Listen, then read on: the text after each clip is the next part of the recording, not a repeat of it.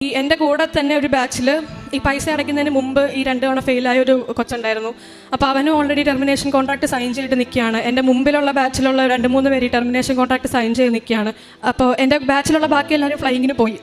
ഞാനും ബാക്കിയുള്ള 3 പേര് മാത്രമാണ് ഇവിടെ ഇങ്ങനെ നിന്ന് പോയത്. അപ്പോൾ അങ്ങനെ അടുത്തൊരു അറ്റംപ്റ്റ് തന്ന് മാതാവ് അനുഗ്രഹിച്ചു.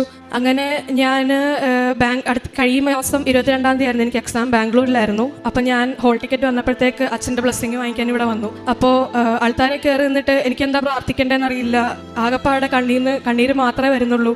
ഞാനിവിടെ കയറി മനസ്സിൽ പ്രാർത്ഥിക്കുന്നുണ്ട്, ഞാൻ എൻ്റെ കൂടെ എഴുതുന്നവർക്കും എൻ്റെ ഫ്രണ്ട്സിനും എല്ലാം എങ്ങനെയും കയറിപ്പോകാനുള്ള അനുഗ്രഹം നൽകണം. അങ്ങനെ ഞാൻ അച്ഛനപ്പോഴത്തേക്ക് ബ്ലെസ്സിങ്, ഞങ്ങൾ 10-15 പേരുണ്ടായിരുന്നു. അപ്പോൾ ബ്ലെസ്സിങ് കഴിഞ്ഞപ്പോൾ അച്ഛൻ പറഞ്ഞു, പോയി രക്ഷപ്പെട്ടു ആ മക്കളെ എന്ന് പറഞ്ഞിട്ടാണ് അച്ഛൻ ഞങ്ങളെ പറഞ്ഞയച്ചത്. അങ്ങനെ ഞാൻ പിറ്റേ ദിവസം എക്സാമിന് പോയി.